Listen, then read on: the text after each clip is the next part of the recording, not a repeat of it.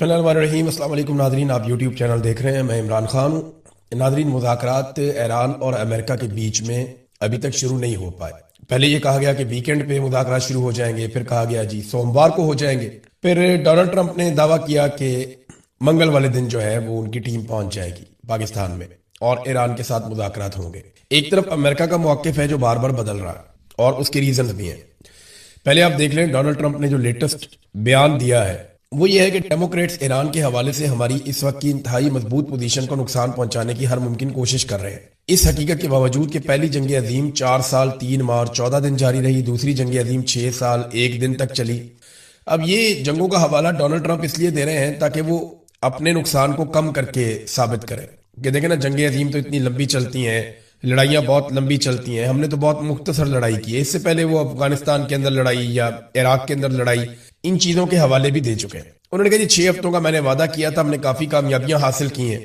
ایک سینیٹر ہے امریکہ میں، انہوں نے اسٹیٹمنٹ دیا ہے ڈونلڈ ٹرمپ کی فیملی کی کرپشن پر اور اس جنگ کے دوران جس طرح وہ پیسہ بنا رہے ہیں اس کے بارے میں انہوں نے بات کی ہے۔ سینیٹر جان اوسوف، انہوں نے ٹرمپ کے داماد جیرڈ کشنر کے بارے میں بیان دیا، وہ $2 ارب کے لیے سعودی پے رول پر ہے۔ یہ انہوں نے کہا کہ جیرڈ کشنر $2 ارب کے لیے سعودی پے رول پر ہے اور اب وہ بظاہر مشرق وسطیٰ میں امریکی سفارتکاری کی قیادت کر رہے ہیں، جبکہ بالکل اسی وقت وہ عرب دنیا کے شہزادوں اور شیخوں سے مزید اربوں ڈالر مانگ رہے ہیں۔ کیا آپ تصور کر سکتے ہیں کہ کوئی عام امریکی سفیر سعودی ولی عہد محمد بن سلمان سے اربوں ڈالر کا مطالبہ کرے؟ یہ کنفلکٹ آف انٹرسٹ ہے نا۔ اور اس کھیل میں صرف جیرڈ کشنر ہی شامل نہیں ہے، ایرک جو ڈونلڈ ٹرمپ کا ایک بیٹا ہے اور ڈونلڈ جونیئر جو ڈونلڈ ٹرمپ کا دوسرا بیٹا ہے، ان کی جزوی ملکیت والی ایک کمپنی اس جنگ کے دوران خلیجی ریاستوں کو اپنے ڈرون انٹرسپٹرز یعنی ڈرون کو مار گرانے والا نظام فروخت کرنے کی کوشش کر رہی ہے۔ اس سے پہلے ہم نے کبھی اتنی بڑی کرپشن کو چھپانے کی اتنی معمولی کوشش بھی نہیں دیکھی، یعنی اس کو کرپشن قرار دیا جا رہا ہے۔ امریکہ میں اب یہ آوازیں اٹھنا شروع ہو گئی ہیں کہ ڈونلڈ ٹرمپ کی فیملی نے اس لڑائی سے بھی پیسہ بنایا ہے۔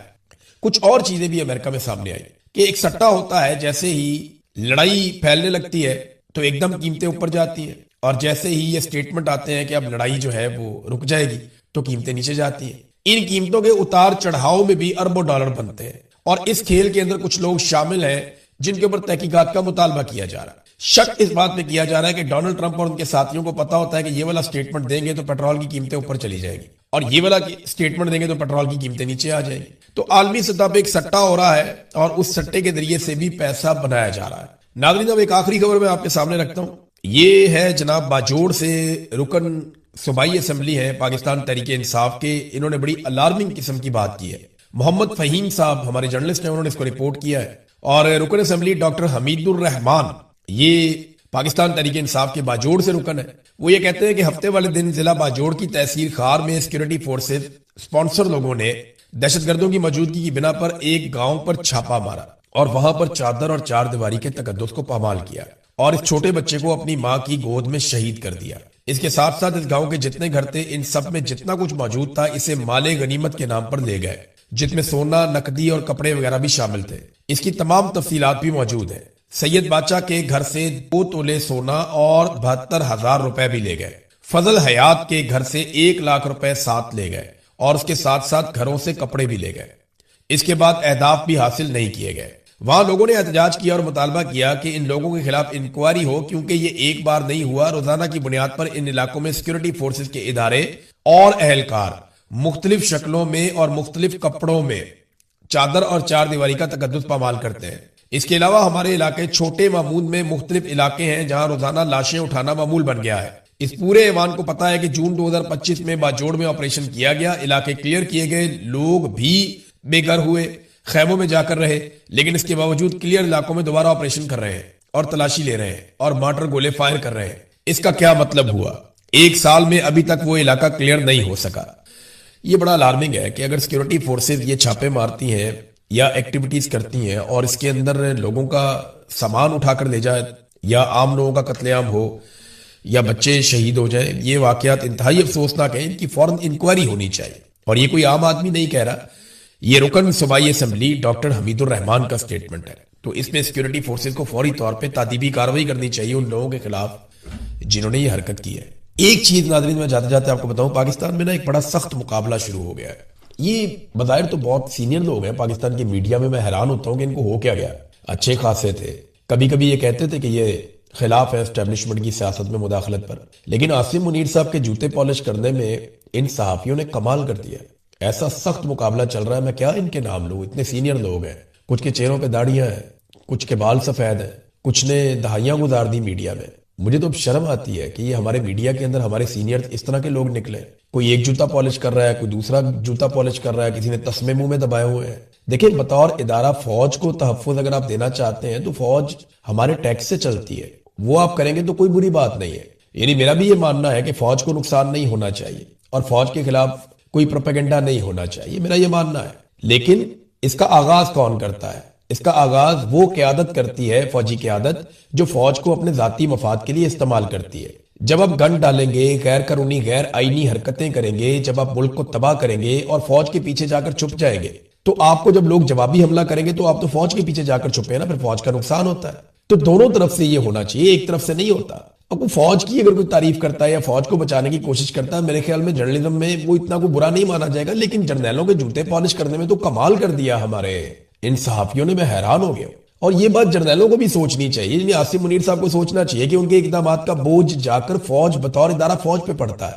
جب وہ کوئی ایسی حرکت کرتے ہیں جو آئین اور قانون کے خلاف ہے یا اخلاقیات کے خلاف ہے, جبری طور پہ لاپتہ کیا جائے, سیاست میں مداخلت کی جائے, ایکسٹینشن, استثناء, ظلم, بربریت, جبر, جب یہ چیزیں کی جائیں تو پھر بطور ادارہ فوج بدنام ہوتی ہے. یہ عام پاکستانی سے زیادہ ان لوگوں کو سوچنا چاہیے جو فوج کے بینیفیشری ہیں, جنہیں فوج نے اتنی عزت دی ہے, اتنا مقام دیا ہے. انہیں بھی سوچنا چاہیے کہ جس ادارے نے انہیں اتنی عزت اور مقام دیا ہے وہ اس ادارے کے لیے کتنی عزت کما رہے ہیں یا ادارے کی بدنامی کا باعث کیوں بن رہے ہیں, یہ تو انہیں بھی سوچنا چاہیے.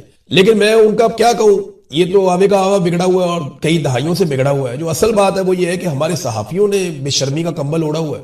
آج سے 2 سال پہلے پاکستانیوں کا مینڈیٹ چھین لیا گیا تھا. دیکھیں, پاکستانیوں کے ساتھ یہ واردات کی پہلی دفعہ نہیں ہوئی. اسٹیبلشمنٹ ہمیشہ گیم ڈالتی رہتی ہے, ہمیشہ کچھ نہ کچھ کرتی رہتی ہے, لیکن اس بڑے پیمانے پر دھاندلی کی ماضی میں کوئی مثال نہیں ملتی. اسٹیبلشمنٹ 19-20 تو کرتی رہتی ہے, یعنی اسٹیبلشمنٹ کے بعد اپنے 10-15 بندے ہوتے ہیں, وہ انہیں جتوا دیتے ہیں, پھر جس کی بھی حکومت بن رہی ہوتی ہے اس کو تحفے میں دے دیتے ہیں, اور اس تحفے کے بدلے میں حکومت کے ساتھ تعلقات استوار کر کے اپنے معاملات کنٹرول کرتے رہتے ہیں. لیکن اس مرتبہ اسٹیبلشمنٹ نے الٹا کام کیا, انہوں نے جیتنے والوں کو ہرا دیا. ہمیشہ اسٹیبلشمنٹ ڈیل کرتی ہے اس پولیٹیکل پارٹی کے ساتھ جس کے آنے کے امکانات زیادہ ہوتے ہیں. یعنی جب پاکستان تحریک انصاف کے آنے کے امکانات زیادہ تھے تو ان کی توجہ تحریک انصاف کی طرف تھی. 2013 میں نون لیگ کے آنے کے امکانات زیادہ تھے تو ان کی توجہ نون لیگ کی طرف تھی. 2008 میں بے نظیر کی شہادت کے بعد پیپلز پارٹی کے آنے کے امکانات زیادہ تھے تو اس وقت کی اسٹیبلشمنٹ نے پیپلز پارٹی کے ساتھ معاملہ کر دیا تھا. ہمیشہ یہی ہوتا ہے. لیکن اس مرتبہ پاکستان تحریک انصاف کا طوطی بولتا تھا 180 نشستوں پہ 81 نشستوں پہ 181 تھی, یہ کامیاب ہو رہے تھے, لیکن 17 سیٹوں والے کو پاکستان کا وزیر اعظم بنا دیا. یہ پاکستان کی اسٹیبلشمنٹ نے اتنے بڑے پیمانے پر زیادتی پہلی مرتبہ کی. یہ پاکستانیوں کے مینڈیٹ کے اوپر ڈاکہ ہے, پاکستانیوں کے ووٹ کی پرچی کی توہین ہے, اور پاکستانیوں کی اجتماعی دانش کو بند کمروں کے فیصلوں میں انہوں نے بوٹوں کے تلے رون دیا.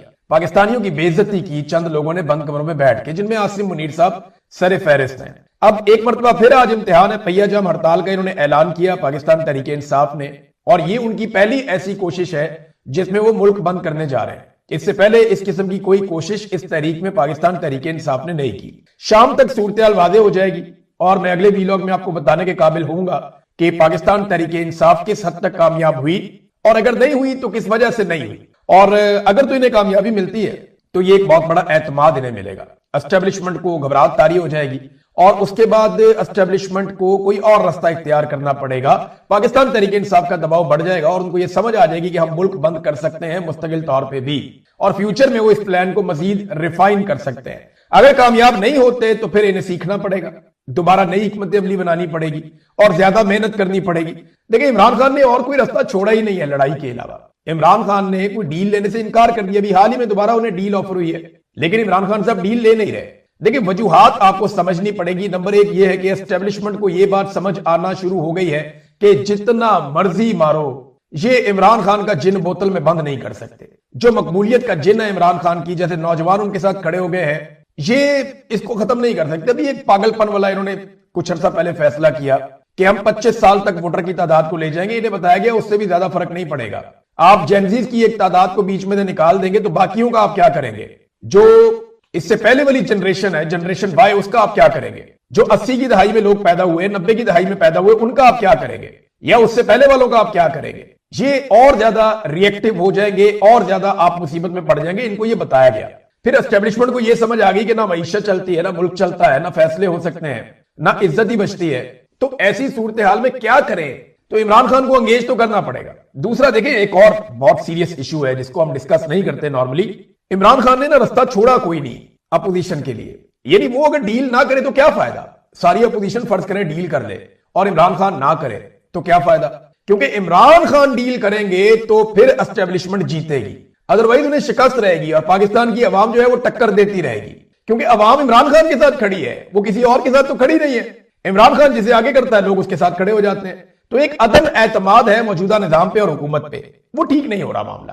پھر ڈونلڈ ٹرمپ جو اس حکومت کا مائی باپ بنا ہوا ہے، ہم سب جانتے ہیں جس طرح شہباز شریف صاحب ان کے جوتے پالش کرتے ہیں، شو شائن بوائے کا ایک انٹرنیشنل ان کو خطاب بھی ملا ہے. جیسے عاصم منیر صاحب، ان کو ڈونلڈ ٹرمپ کو پسند ہے، میرا فیورٹ فیلڈ مارشل ہے وہ یہ کہتے ہیں. تو یہ تو مائی باپ بنا ہوا تھا پاکستانی سرکار کا، موجودہ رجیم کا. اب وہی آدمی خطرہ بن گیا ہے. میں کئی مہینوں سے آپ کو یہ بتا رہا ہوں کہ ڈونلڈ ٹرمپ سے یہ جس قسم کے وعدے کر کے آگے ہیں یا جس قسم کی کمٹمنٹس انہوں نے ڈونلڈ ٹرمپ کو دے دی ہیں، جیسی انہوں نے ڈونلڈ ٹرمپ کو یقین دہانیاں کروا دی ہیں، یہ کوئی اتنا آسان نہیں ہوگا ان اہداف کو پورا کر دینا. اب ڈونلڈ ٹرمپ جو ہے اس کی ڈیمانڈز آئیں گی، بلکہ آبیس ہے کہ وہ آنی ہے، وہ دبے لفظوں میں چیزیں کہتا بھی رہتا ہے. تو ڈونلڈ ٹرمپ کی باتوں کو پورا کرنا اتنا آسان نہیں. بے شک فیلڈ مارشل عاصم منیر کا کنٹرول بہت اچھا ہے، لیکن سب کچھ اچھا نہیں ہے. اور پاکستان ویسے بھی ایک حیرت کدا ہے. یہاں پہ کبھی کیا ہو جائے کبھی کیا ہو جائے کچھ پتہ نہیں ہوتا. کس لمحے لوگ کس طرف چل پڑے، کس جگہ پہ کون کھڑا ہو کے کیا حرکت کر دے، یہ کسی کو آئیڈیا بھی نہیں ہوتا. تو اتنا آسان بھی نہیں ہوتا چیزیں کرنا. تو ڈونلڈ ٹرمپ کو مینج کرتے کرتے پریشر بہت زیادہ بڑھنا شروع ہو گیا. عمران خان کو ٹیکل انہیں کرنا پڑے گا. یہ جو مرضی کر لیں، جہاں مرضی چلے جائیں، ان کو اڈیالہ جیل میں جانا پڑے گا. اور اب کچھ اطلاعات آ رہی ہیں متضاد قسم کی کہ اڈیالہ جیل کے دروازے سے کچھ لوگ گزر کے اندر کی طرف گئے اور انہوں نے اندر جانے کے بعد کچھ آف دی ریکارڈ باتیں کی ہیں. اور وہ باتیں ابھی چیمگوئیاں ہو رہی ہیں شہر اقتدار میں اور اسلام آباد راولپنڈی کے مختلف حلقوں میں. اس قسم کی خبریں گردش کر رہی ہیں کہ شاید انگیجمنٹ کی کوشش کی گئی، لیکن یہ خبریں یاد رکھیے گا ہر اس موقع پر آ جاتی ہیں جب احتجاج کی کوئی کال چل رہی ہوتی ہے، اس کے علاوہ نہیں آتی.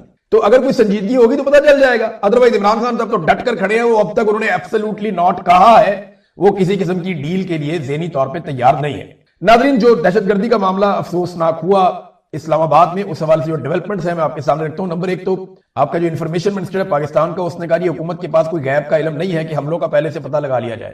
بھئی فٹے مووی، یعنی حکومت کے پاس کوئی غیب کا علم نہیں ہے کہ پہلے سے پتہ لگا لیا جائے. تو دنیا بھر کی ایجنسیاں دہشت گردی کے واقعات کو ہونے سے پہلے کیسے روکتی ہیں؟ یا آپ کی جو ایجنسیاں ہیں وہ کئی دہشت گردی کے واقعات کو روک بھی تو لیتی ہیں، تو انہیں کیسے روکتی ہیں؟ کیا ان کے پاس غیب کا علم ہے؟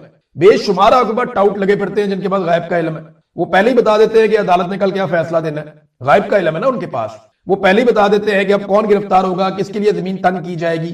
وہ پہلے ہی بتا دیتے ہیں کہ کس کی ذمہ بندی کی جائے گی. وہ پہلے ہی بتا دیتے ہیں کہ اب کون سا جج فارغ ہونے والا ہے، کون سے نیا قانون بننے والا ہے.